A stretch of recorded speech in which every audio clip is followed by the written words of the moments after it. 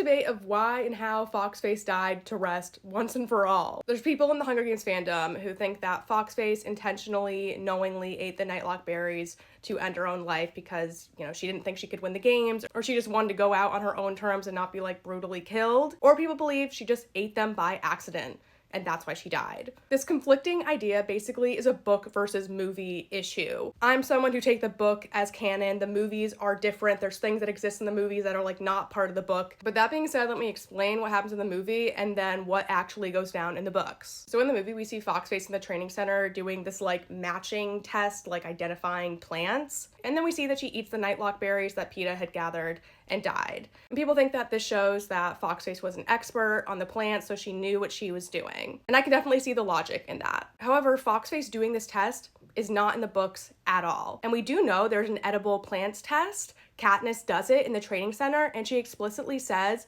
nightlock berries were not in that test. Here's what Katniss says when she identifies the nightlock in the book. "I'd never seen this type before. No, I have, but not in the arena. These aren't rooseberries, although they resemble them, nor do they match any I learned about in training. I lean down and scoop up a few, rolling them between my fingers. My father's voice comes back to me. Not these, Katniss, never these. They're nightlock. You'll be dead before they reach your stomach." Just then, the first cannon fires, and that is Foxface dying. In the books, we know nothing of what Foxface does in the training center. We don't even know what score she gets. All we know is that she is sly, she is smart, she is observant, she is surviving by stealing food from other people, but we don't know if Foxface knows anything about edible plants. We know that she is eating food stolen from other tributes, not necessarily wild food she found herself. In the books, Foxface is totally emaciated by the time she eats the berries. She is starving. She must have been observing Katniss and Peeta in the woods. She saw that they were gathering food. She trusted that they knew what they were doing. Also, she's just so hungry. She sees these berries that she thinks are safe because Peeta picked them, she eats them, she dies. That's her unfortunate fate. Katniss has some interesting comments on this. She says, "I can't pretend I'll miss her, but I have to admire her. My guess is if they had given us some sort of test, she would have been the smartest of all the tributes. If, in fact, we had been setting a trap for her, I bet she'd have sensed it and avoided the berries. It was Peeta's own ignorance that brought her down.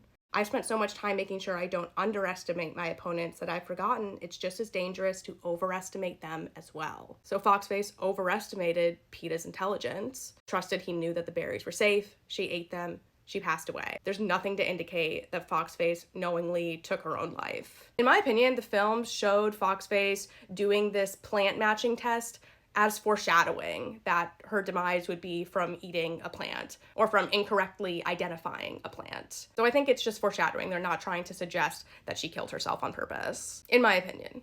The fact that nightlock wasn't included in the edible plants tests in the training center is interesting. Seems just like another level of cruelty and trickery by the game makers, giving this tributes this false sense of security that they know which plants are safe to eat. So in conclusion, the book canon is Foxface dies accidentally eating the berries. In the movies, it's up for more interpretation, though there isn't much to support that it wasn't an accident. So it's your call. That's all I got.